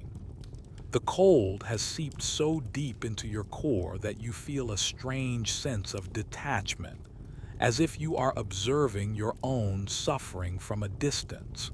This is a dangerous stage of hypothermia, the beginning of a mental shutdown. But then, almost imperceptibly at first, the fury begins to subside. The wind's roar lessens to a mournful moan. The torrential downpour softens into a steady, vertical rain, and then to a light drizzle. A profound, dripping silence descends, broken only by the chattering of your own teeth. Slowly, cautiously, you uncurl your stiff, aching limbs. Every movement is a painful effort. Your muscles are locked tight with cold. You peer out from behind the rock. In the east, the sky is beginning to transform from an absolute black to a dark, bruised gray. Dawn is finally arriving, not with a blaze of glorious color, but with a weary, washed-out light. The storm has broken. You know you have to move, and move now. The temptation to remain in the relative shelter of the rock is immense, but you know that staying still is the surest way to perish. You have to get your blood flowing to generate heat. With a groan, you push yourself to your feet. Your legs are numb and unresponsive, like stilts made of ice. You stumble back onto the road, which is now a landscape of glistening rock and muddy puddles. The world revealed by the gray dawn light is grim and waterlogged. The sparse vegetation is flattened, beaten down by the force of the storm. Small rivers of runoff cascade down the hillsides, but the path is visible. The goal is achievable again. You force your legs into a slow, shuffling jog. The first few hundred steps are an agony. Your feet are so numb you can barely feel the ground, and your joints scream in protest. But slowly, miraculously, The friction and the movement begin to generate a spark of internal heat. The violent shivering subsides, replaced by a more controllable tremor. Feeling begins to return to your feet and hands, a painful pins and needles sensation that is nonetheless a welcome sign of life. The run is no longer about speed, it's about survival. You are no longer the swift messenger of the emperor. You are a sodden, half-frozen creature coaxing his body back from the brink. But with every step, a little more strength returns. The shuffle becomes a trot, and the trot becomes a slow, steady run. And then the landscape begins to change in a more fundamental way. The road, which has been traversing the high, rolling hills, begins a long, sustained descent. You have crossed the main pass. You are heading down, out of the high-altitude wilderness and into the warmer, more sheltered valleys that lead to the imperial capital. The descent brings its own set of challenges. The constant downhill running puts a tremendous strain on your knees and quadriceps. It's a jarring, punishing motion, but you welcome it. With every foot of lost elevation, the air grows infinitesimally thicker, richer, more satisfying. Each breath feels more effective, a fuller drink of life. The oppressive weight on your chest, a constant companion for so many miles, begins to lift. As you descend, the vegetation changes.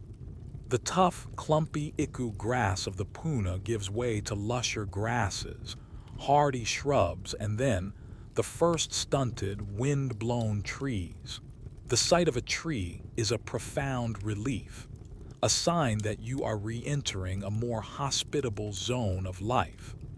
The world is slowly turning from a palette of gray rock and yellowed grass to one of muted greens and browns.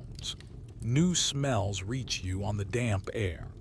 The sterile mineral scent of the high peaks is replaced by the rich, loamy smell of wet earth, the fragrance of damp leaves, and the faint, resinous perfume of the hardy trees. It's the smell of a world that is more forgiving, more abundant. It's the smell of coming home, not to your own village, but to the world of men. You pass a small, abandoned quarry by the side of the road, a place where the stone for the great road was likely hewn from the mountainside. You see the marks of tools on the rock face, a testament to the anonymous laborers who built this path.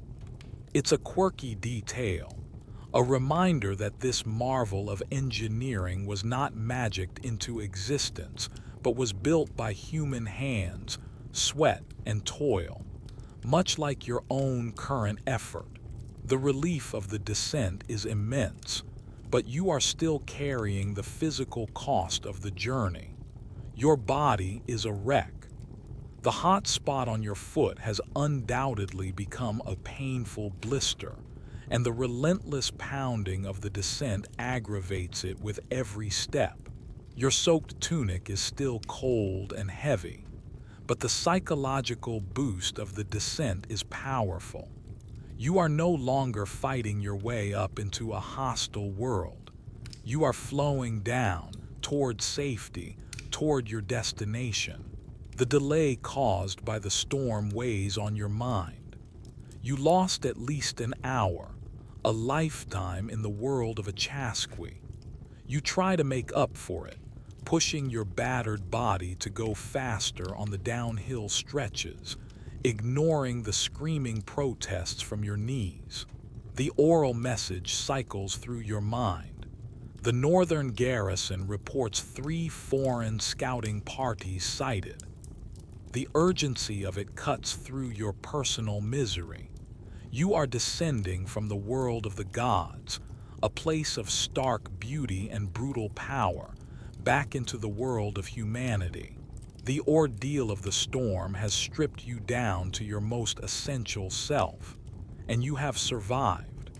You have proven your resilience once again, not just against the distance and the altitude, but against the raw, unpredictable fury of the mountain itself. You are tired, you are in pain, but you are still running. The descent continues, and with each downward step, the world becomes more vibrant, more populated with life. The air is thick and warm now, a luxurious blanket compared to the thin, biting atmosphere of the peaks. You can breathe deeply again, without a desperate, gasping effort. The change is so profound it feels like a different planet. The first signs of permanent settlement appear. You start to see the iconic terraced farms, or andines, carved into the steep hillsides.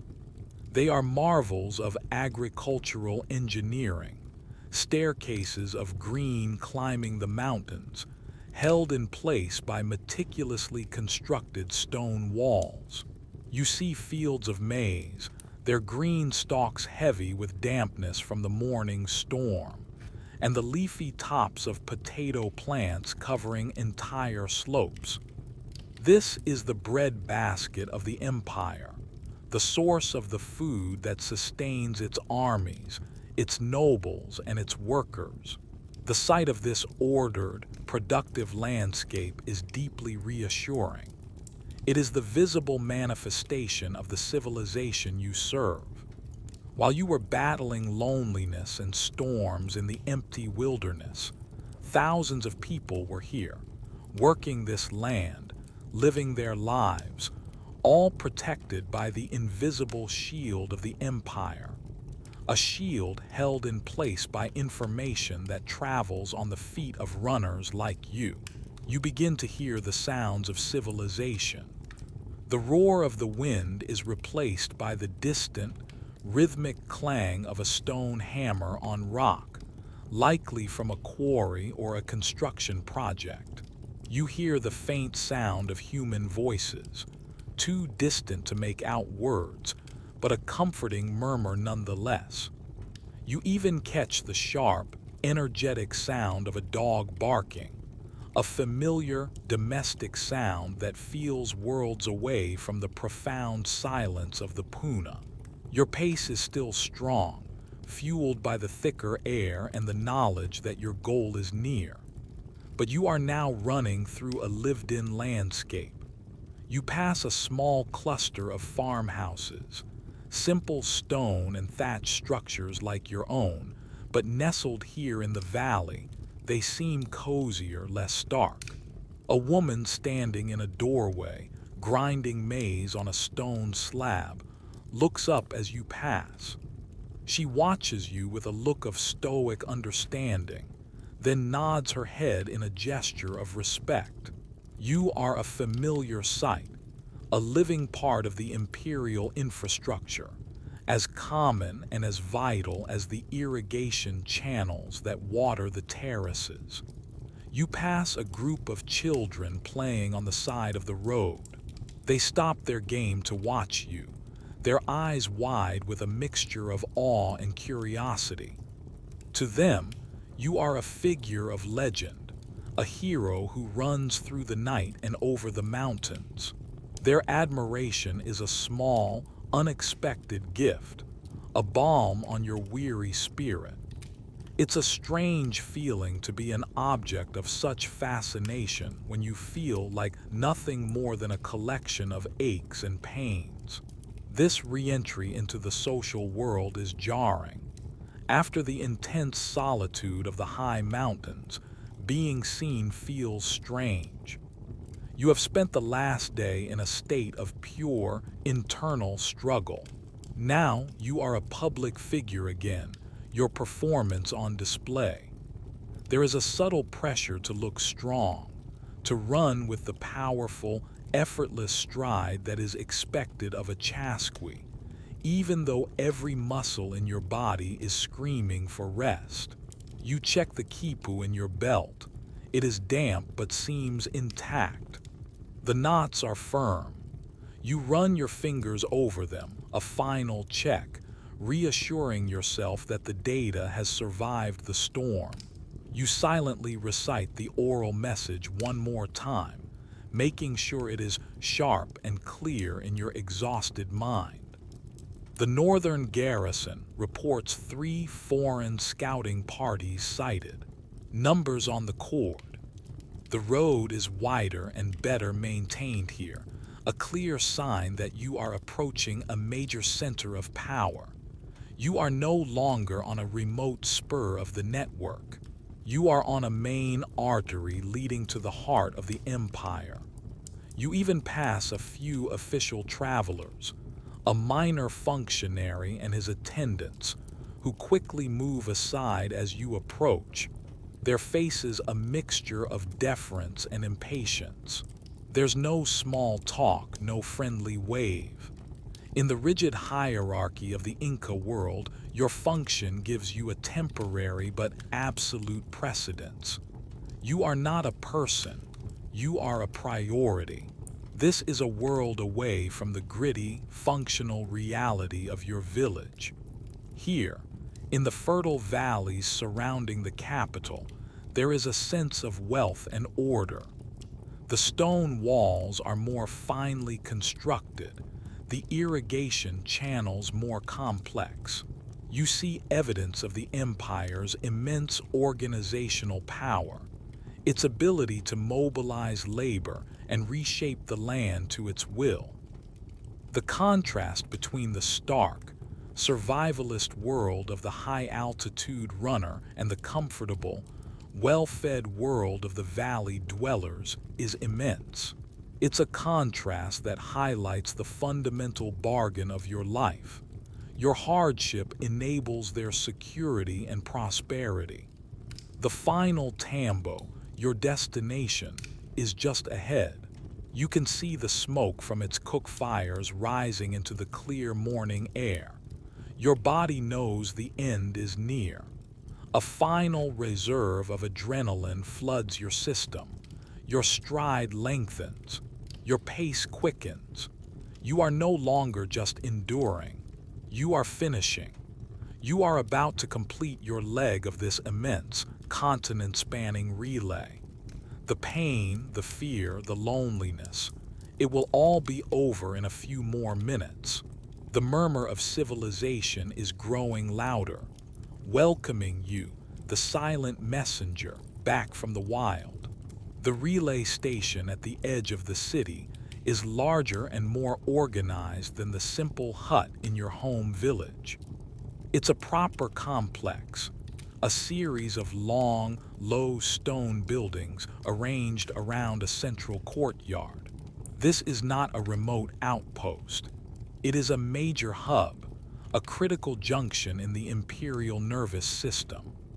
The air is bustling with a low-level, controlled activity that signals your arrival in the orbit of the capital, Cusco. As you run into the courtyard, your arrival is immediately noted.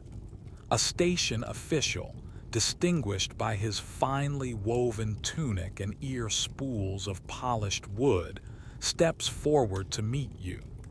There is no ceremony, no wasted motion. The entire system is predicated on ruthless efficiency. You gasp out the oral message, your voice raw and hoarse from the long, dry hours and the cold air. The Northern Garrison reports 3 foreign scouting parties sighted. Numbers on the cord. The official repeats it back to you perfectly, his face impassive. As he speaks, another figure emerges from one of the buildings. He is your replacement. He is your mirror image, lean, powerful, his body coiled with restless energy. His eyes are bright and clear, his face unlined by the profound fatigue that you feel etched into every part of your own. He is fresh. He is what you were a day and a night ago. The official takes the damp quipu from your belt. He inspects it for a moment, then hands it to the new runner. He repeats the oral message to him. The new runner recites it back, his voice strong and confident. The transfer takes less than 30 seconds. The fresh runner gives you a brief, almost imperceptible nod of acknowledgement, a glance that communicates a shared understanding of the ordeal to come for him and the ordeal that is past for you. Then, without another word, he turns and is gone, sprinting out of the courtyard and onto the final stretch of road into the city proper. You watch him go, his form receding with incredible speed. The burden is no longer yours. The responsibility, the urgency, the weight of the message, it has been lifted from you and placed on his shoulders. The sensation is one of profound, dizzying emptiness. But your journey is not quite over. Your leg of the relay is done, but you are still far from home. Your final destination for now is the city itself. Another low-level functionary gestures for you to follow, and you begin the final walk into the imperial capital of Cusco. The road from the Tambo into the city center is a grand procession way. The crowds are thick here. Merchants, artisans, soldiers, priests, and nobles all throng the wide, paved street. The noise is a low roar, a cacophony of voices, the shuffling of thousands of sandaled feet, the bleating of llamas. After the profound silence of the mountains, the sheer sensory input is overwhelming. And the city itself, it is breathtaking. You have been here before, but the sight of it never loses its power to awe and intimidate. Cusco is not a city of wood and mud. It is a city of stone, but it is unlike any stone work you have ever seen. The walls that line the streets are made of massive, multi-sided boulders of granite, fitted together with such impossible precision that you cannot slip the thinnest blade between them. There is no mortar. The stones, some weighing many tons, are joined in a seamless, interlocking puzzle. It is a display of power and engineering that is almost supernatural. Historians today still argue about the exact techniques the Inca used to achieve this level of stonework, with theories ranging from patient scribing and pounding to more esoteric ideas. For you, it is simply the tangible evidence of the Sapa Inca's divine authority. Only a god-king could command the very stones to fit together like this. You are a stranger here, a country boy from a remote mountain village. Your simple, rough wool tunic, your bare feet, your unadorned presence mark you as a functional part of the empire, but not one of its elite. The people of the city are dressed in brightly colored textiles, their tunics and cloaks displaying intricate geometric patterns that denote their lineage and social standing. The nobles are easily identifiable by their large, golden ear spools, which stretch their earlobes in a sign of their high status. You feel out of place, a ghost haunting the edges of this vibrant, powerful world. The city is laid out on a grid, a symbol of order and control, but to you, it feels like a maze. The high stone walls on either side of the street block out the sun, casting the laneways into cool shadow. The air smells of wood smoke, roasting meat, damp stone, and the unfamiliar, perfumed scent of the nobility. You follow the functionary through the winding streets, your body aching with every step. The walk after the endless run is a new kind of torture. Your muscles, conditioned for running, protest against this slow, shuffling pace. The blister on your foot throbs with a fiery pain. You are invisible to the crowds. They part around you and your guide, not out of deference to you, but to the official insignia on his tunic. You are just a piece of imperial luggage being delivered to its destination. Finally, you arrive at a large, imposing building, another marvel of stonework, but this one clearly an administrative center or barracks. This will be your home for the next day or two, a place to rest and recover before you are assigned a new message to run, likely back in the direction you came. The loneliness you felt on the high Puna returns, but it's a different flavor here. It's the loneliness of being an anonymous face in a massive, indifferent crowd. You have entered the heart of the empire you serve, a place of unimaginable power and wealth, but you have never felt more insignificant. You are lost in the stone city, a tiny, exhausted cog in a machine so vast and complex you can barely comprehend it. You follow the functionary through a heavy, formal doorway into the dim interior of the barracks. The chaotic noise of the city street is instantly muffled, replaced by a quiet, echoing calm. The air inside is cool and smells of stone dust, old wool, and the faint, savory scent of a distant cooking fire. This building is a holding and recovery center for Chasquis like yourself, a place on the edge of the great city's imperial core, designed for the empire's most vital but least visible servants. The functionary leads you down a long stone corridor, your bare feet making soft, slapping sounds on the polished floor. He stops at an open doorway and gestures for you to enter. It is a small, cell-like room, Spartan and functional. There is a low stone platform covered with a thick woven mat for sleeping, a wool blanket folded neatly at its foot, and a clay pot of water in the corner. It is, in essence, an upgraded version of your hut back home, but cleaner and more anonymous. There are no personal touches, no signs of a life lived here. It is a temporary space for a transient population. The functionary gives you a final, dismissive nod and leaves, his sandals whispering down the hallway. The silence descends. You are alone. You stand in the middle of the small room, your body humming with a strange, residual energy from the run.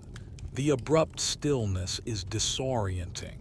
For the past day, your entire existence has been defined by forward motion. Now, there is nowhere to go. The first thing you do is walk to the clay pot and drink. The water is cool and clean, but it lacks the vital, living taste of the sacred spring. It is just water, functional and lifeless. You drink until your thirst is quenched. Then you sit on the edge of the sleeping platform, the immense weight of your exhaustion finally settling upon you. Slowly, painfully, you begin to tend to your battered body. You peel off your damp, filthy tunic. The wool is scratchy and stiff with dried sweat and rain. You examine the damage. Your shoulders and the back of your neck are red and tender from the sun. Your legs are covered in a fine layer of grime, and you see a dozen small cuts and scratches you don't remember receiving. Then you look at your feet. They are a disaster. The soles, normally tough and resilient, are worn thin and are pale and wrinkled from the prolonged dampness of the storm.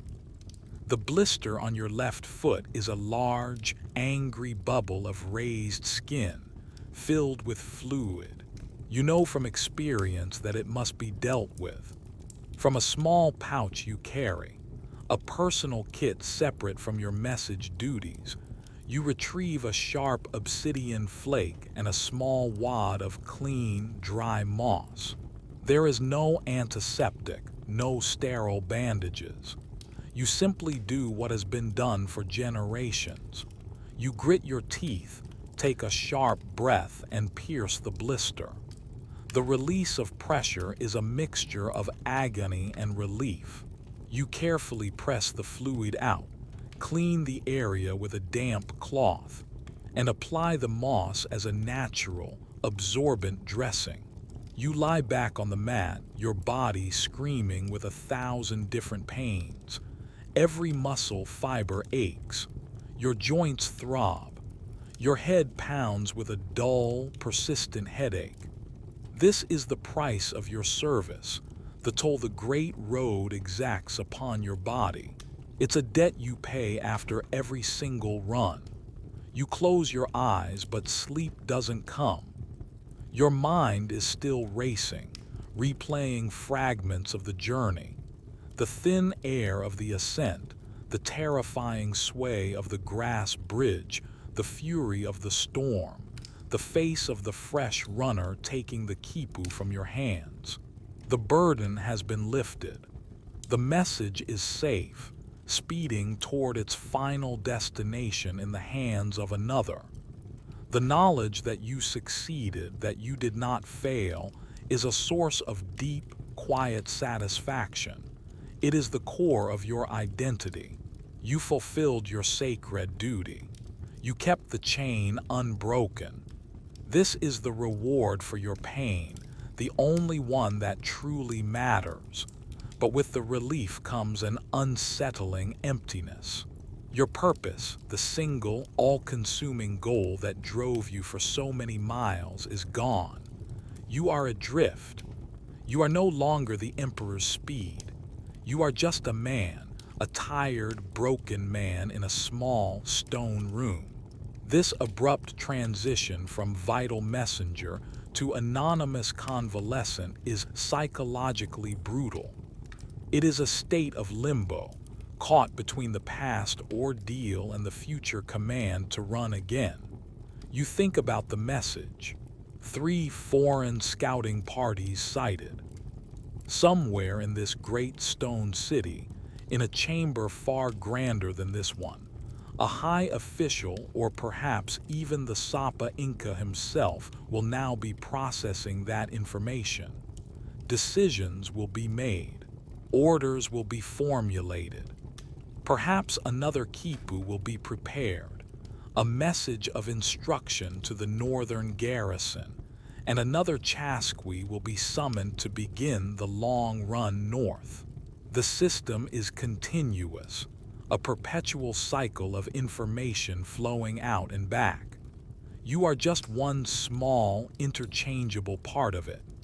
Your individual heroism, your personal struggle against the mountain and the storm, is ultimately anonymous. The system does not care about your pain. It only cares about the successful transmission of the data. This is a hard, cold reality, a fact that sits in stark contrast to the awe of the children on the roadside. You are both a hero and a nobody, a paradox that lies at the heart of your existence. Finally, your racing mind begins to slow. The profound, bone-deep exhaustion begins to pull you under. The sounds of the barracks, the distant clatter of pots, the murmur of voices, fade into a low hum. The pain in your body recedes, becoming a dull, distant throb. Sleep, the true reward for your labor, is finally coming to claim you. The burden is lifted, the body is tended to, and for a few hours you can be at peace. You drift in a sea of dreamless, heavy sleep. It is not a restful sleep, but a deep, comatose state of pure physical recovery. Your body, having been pushed so far beyond its limits, is now in a state of emergency repair. It knits together torn muscle fibers, reduces inflammation, and slowly, painstakingly, begins to restore its depleted energy reserves. For hours, you are nothing but a body at rest, a machine shut down for maintenance.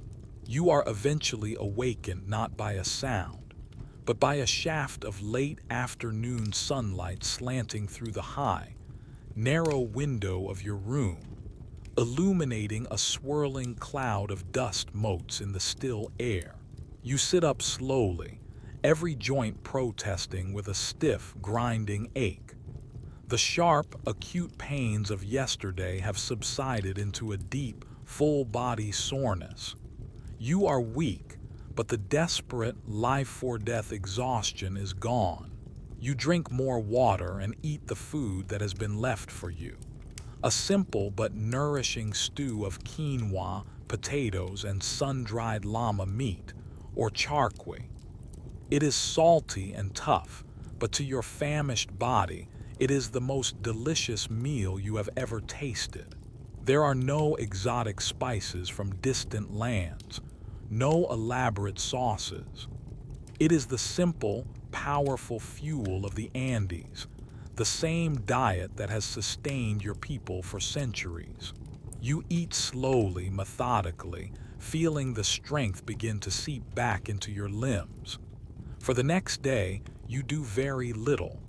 You rest. You walk slowly around the enclosed courtyard of the barracks, letting the warm sun soak into your sore muscles. You watch the other Chasquis who are also in a state of recovery. You are a community of silent, intense men. You don't share war stories or boast of your difficult journeys. There is no need. The shared experience is etched on every one of your bodies. You communicate through nods of understanding, through a shared glance that acknowledges a limp or a wince of pain. You are all members of an exclusive, punishing fraternity. There is a sense of emptiness in this waiting. The adrenaline is gone. The single-minded purpose has vanished. You are in a state of suspension, a tool waiting to be used. This period of rest is necessary, but it is also a source of anxiety. It gives you too much time to think, to dwell on the aches and the loneliness. You find yourself almost craving the simplicity of the run, the purity of having a single, all-important task to focus on. The life of a Chasqui is a strange paradox. The hardest part of the job is the running, but the most difficult part of life is the waiting. You watch the fresh runners coming and going, their bodies taut with energy, their faces filled with the focus you now lack. They arrive, gasp out their messages, and are replaced by others who sprint away, disappearing back into the vastness of the empire. You see the constant, rhythmic pulse of the system you are a part of. It's like watching a giant, living creature breathe, information flowing in and out like oxygen. On the morning of the second day, the summons comes. The same functionary who met you upon your arrival appears at your doorway. He carries a new quipu. It is small and simple. He recites the oral message, a mundane administrative report for a provincial governor, several days' journey back along the route you just traveled. The message is unimportant, but the command is absolute. Your period of rest is over. You stand, your body still sore but functional. You secure the new knotted cord in your belt. The familiar weight, however slight, settles against your skin, and with it, a sense of purpose returns. The emptiness vanishes, replaced by a clear, sharp focus. You are no longer an anonymous, broken man in a barracks. You are a Chasqui again. You have a mission. You walk out of the barracks, back into the morning light of the bustling capital. You pass through the great stone gateways, leaving the intimidating splendor of Cusco behind you. You find the beginning of the Great Royal Road, the stone path that is your home, your workplace, and your destiny. You take a deep breath of the cool morning air, roll the fresh wad of coca leaves in your cheek, and you begin to run. The first few steps are stiff and painful, but then your body remembers. The muscles loosen, the rhythm returns. The city falls away behind you, and the familiar landscape of the mountains rises up to meet you. You are heading back into the wild, back into the loneliness, back into the pain. And you are ready. The relief of success was fleeting. The emptiness of waiting was unsettling. But this, the simple act of running, of carrying the message, of being the living sinew of the empire, this is who you are. The run has begun again. You slowly open your eyes, the soft light of your own familiar room filtering in. The stone walls of Cusco dissolve, the thin mountain air thickens, and the ache in your legs is just a fading memory from a dream. The world of the Inca messenger, with its relentless pace and profound solitude, recedes, leaving you with a newfound appreciation for the stillness and comfort of your own bed. The struggles of that lone runner, a tiny, vital spark in a vast and unforgiving landscape, highlight a deep human truth. Our need to connect, to communicate, to hold a society together is a fundamental driving force of history.